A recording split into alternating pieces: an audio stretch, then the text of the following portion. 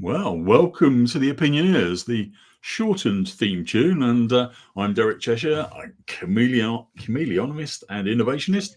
And this is my erstwhile companion, who is. Who Oh, are you? sorry. Are you expecting to explain myself? Yeah, Stuart Webb Yes, from. Well, I run a niche consulting firm, Derek, as you know, indeed. which we call ourselves Systemize Me. We are niche, and that means good. Uh, and expensive. No, and not as somebody described to me, small.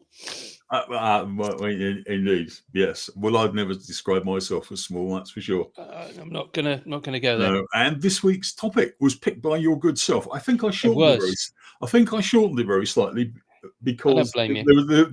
there was a limit on the number of characters I could actually put into the event.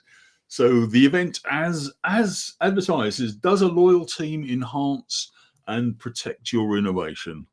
So you can So start us shall off. I kick You you you off? kick it Okay. off So because it was listen. your idea.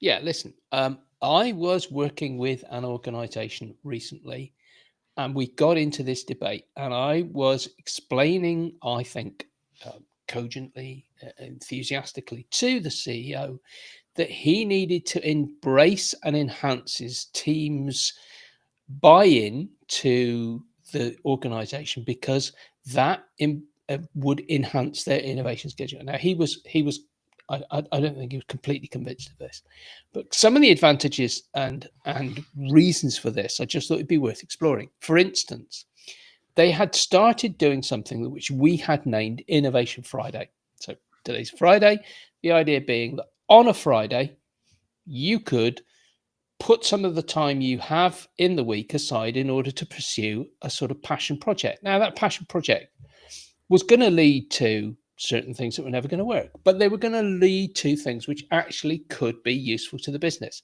And what I was saying to this particular CEO is, you've started this, but those people are going to see value in what they're producing on the Friday. And unless you've helped them to understand how that increases the business and you're going to support it and how you take some of the ideas that come out of that, they will just take it and wander off with it, and they will use it for their own benefit, or they could use some of this time to help a charity, whatever it takes. But having a loyal team means that they are more likely to see that activity on Friday as something that they would get backing from the business in order to improve the business value. So does it mean that if you're going to have these innovations, if you're going to do things like Innovations Fridays, or if you're going to be doing, I've got some other ideas here, open experimentation or cross department initiatives, unless you have loyal people in the business, you're wasting your time with these initiatives? Yeah, it's not just loyalty, is it? Well, we're talking about loyalty, but I suppose we ought to continue talking about it. But associated with it, if you like, is the permission. You need both permission Permission. to I do love it, it. and you need loyalty. And if you've got both, then yeah, But if you've given permission, Derek, what is the point of not trying to enhance and ensure that the team understand that you not only want them to be carrying out doing it, but you'll support them when ideas come out of it? Even if those ideas aren't necessarily going to go anywhere first time, you're going to still support them. You're going to sort of have their back if they and not sort of go around and do the sort of, well, you've wasted some time there. Having if you're going to allow people to do this, and this was a decision by the board to do it, why not turn around and go, okay, we've made the decision, we're going to back them all the way, come whatever? yeah. It depends how you back them. I mean, Okay. backing has changed over a long time. I mean, an early example of that I encountered in Mexico. It was it Telmex, the national telephone operator. People could do similar, things like that, but they were actually rewarded financially, and that was a big thing for them there.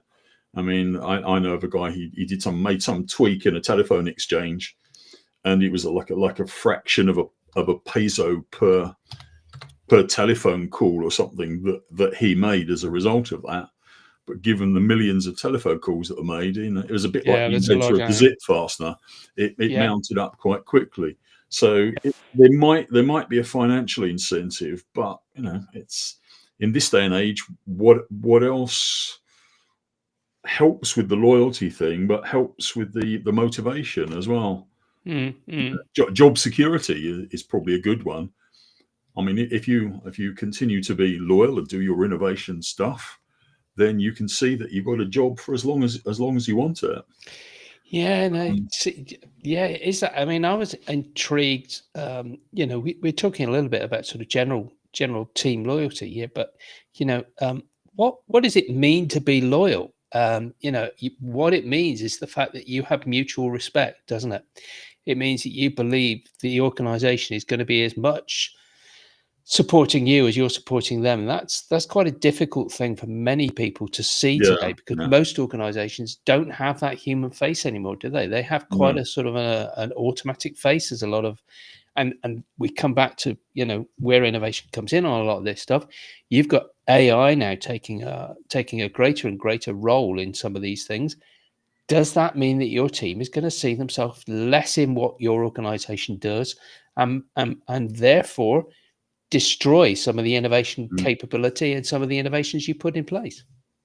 yeah. My answer to that always, as you know, is to ask Colin. But Oh, let's ask Colin. let's ask Colin. But I think one of the issues is the introduction of AI, and it was Yeah. as Dimitar said yesterday. It's an enhancer to what we do.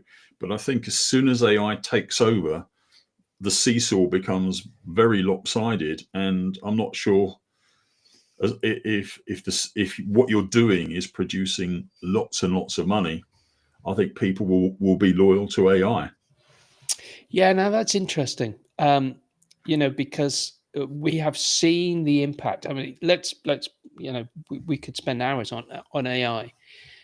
We've seen the impact of some of the sort of the ability of AI at the moment. Some of the chatbots and things like that to answer people's questions. And we know that some 60% of the time it can be wrong, and yet people, because it's coming out of a computer, will put their faith in it. So, a lot of the time, I think that we're still in a situation where people are failing to recognize their true value to a business anyway, because they still have to be the people who do the checks, do the balances, and make sure that the business is moving in the right direction. Yeah, yeah. I think I lost my train of thought. Yeah, it was about AI itself, and I hadn't really thought about it, but a lot of people, a lot of small businesses, a lot of single people, they plug themselves into Chat GPT or similar, the free version, rather than getting their own GPT or their own, whatever it happens, their own model, and running that. And of course, what you're what you're plugging in, well, the learning of that model, it Yeah. depends on everyone else that's using it. If you run it just for yourself, your business, you pay a license, you're creating that body of learning for yourself, and eventually over time it will be a lot more reliable. And what you're talking about there is training, isn't it? And we're It's going back training, yeah. to the training that you put into something like that is exactly the same as the training you should be putting into your, hopefully by now, loyal team members. You or, should be or even putting a in naive effort. Yeah, well, even, even yes, a even naive team member, somebody. even more a naive team member. Yeah, because they are there. Treat them, your team members, like an untrained large language model. I mean, you know what you want to put into that model in theory. So why assume that your employees know everything, Mm. including the way you want to work? Because when people um, train these models, the first thing they were told is write like a marketeer or write like a CEO. So why don't you tell your employees to write this way, behave that way, or produce output like this? Just why assume that they will just do it? So I think what we're identifying here is the fact that, well, two things. One, training, whether this be human beings or AI, is times more important than we actually we give credit to. we're spending far too much time not thinking about how to sort of train and ensure that people are behaving and acting in a way which is enhancing the business capability, the business innovation. Mhm. And I think that returns us to the whole loyalty thing, because when you train somebody, they feel as though they're getting something back from the business. Yeah, It's when they you do. cut things like that, and it's, often we, let's not worry too much about sort of, the current economic circumstances. But say you were going into a recession, say it is about to get tougher and tougher economic circumstances, and everybody knows the economic circumstances under which we work at the moment are not great. But say you were going into it, by cutting at this stage, your training and thinking we'll just get by just doing the same thing, you will be losing out bit by bit by bit. Training and putting in that effort in order to ensure standards improve and increase is probably the most critical thing a business owner can use in their armory today. Yeah, because by removing that, I won't mention the name of the comedian again, but you're actually losing your you're losing your adaptability by. Colin is a wonderful member of this team, and I think he should be included in every conversation. Well, we'll give him his own camera next time. But it's but right. that's the problem. Colin is the adapter. He's the adaptable. Is the most adaptable animal around here, isn't he? Possibly. He's more adaptable than me. Well, he did. He did have a friend who got a bit carried away and wandered across a tartan rug, and as we all know, that didn't turn out too well for him.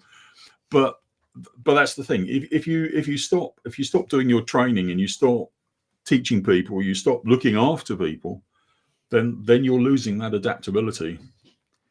And I would argue you are losing your ability to innovate. You're using your ability to make change stick, and your business will stagnate. And you and I were talking yesterday on another meeting about how quickly businesses need to change and how long they last if they don't. And we've been seeing that those businesses have been going from sort of lasting more than 30, 40 years down to 15, almost now to the fact that a business turns over and fails within a couple of years. And I have been watching the number of businesses that have huge valuations, that are supposedly hugely innovative, and fail within 2 years. Why? Because people are not investing and thinking about how the people will drive the business forward. The only way to ensure that you actually have a business plan which actually drives the business forward is to ensure everybody is behind it and understands it and operates it. And you can't can't rely on what you think is a great idea. That's a whole topic of itself, isn't it? That's another topic. The idea of planning is just, yeah, and that's why some of these things never get off the ground in the first place, but also why some of them fail, because people try and stick to these outdated, inflexible, horrible plans. Something tells me we have the topic for next month. Yeah, something to do with planning and yeah, indeed. And on that topic, is it possible to plan your innovation?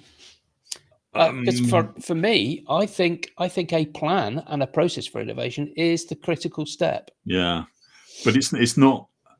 I don't think it's the sort of plan that a lot of people have in their head. Agreed.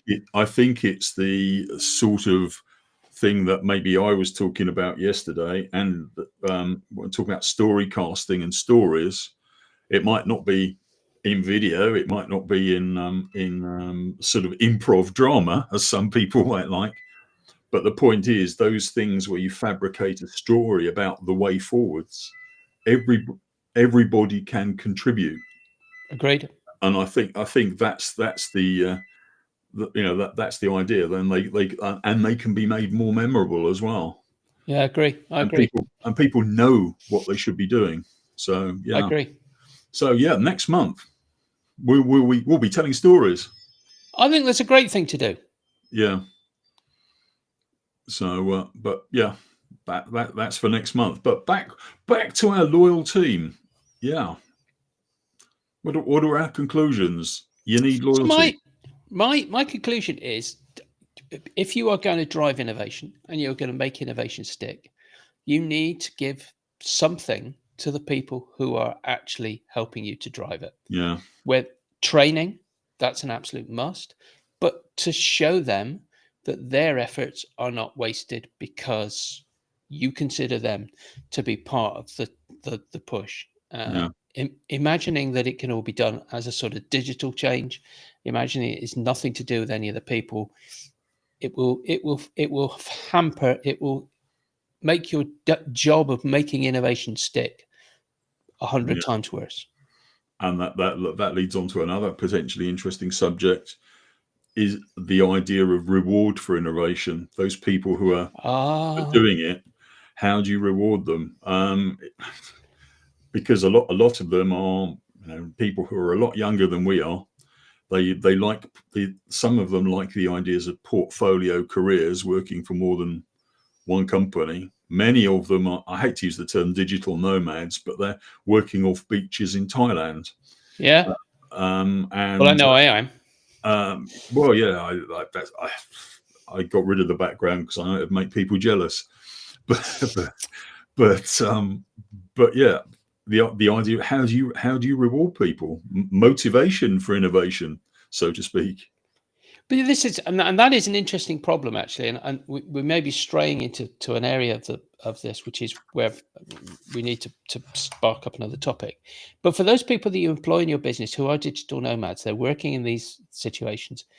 They are not actually going to be, they're going to be bringing new ideas in, but they're bringing new ideas in from other places where they've worked because they have got a wide range of experience. Now that's brilliant, but they're not going to be around to stick it out and sort of see it embedded. They're just going to come with an idea. You have to then find a way of implementing that. You have to find a way of engaging somebody like that to stay long enough to implement an idea in the business, to actually stick around long enough. And I come back, you've got to be showing that you're giving something back, because they're not interested in being a permanent member of a team, but they are interested in getting something back for their time. And it's not just all about money, and it's not necessarily just about the reward of being allowed to travel or whatever. You have to find another way of repaying some of that that stuff they bring in, and also find a way of transferring their know-how before they oh are yeah, to leave. absolutely, yeah, absolutely. Yeah, so many people I know of people who have left with things in their heads to do with, Yeah, like key things. audio processing stuff in digital signal processors, that people have left with the clever stuff and left a company with the not so clever stuff, and having to Key stuff. reinvent the wheel. It happens. Key So stuff. Absolutely key stuff. So we have opined. We're up to nearly 20 minutes of opinion. yeah, we We have always, opined. We have opined nicely, I think, this month. So and and I'll be able to chop it all up and feed bits to people over the next month. and next month we'll get together and do the whole thing again. Yeah, the 11th of April, the Friday before Good Friday, in fact. What can I say? It is about the right time for me to think about a deep subject.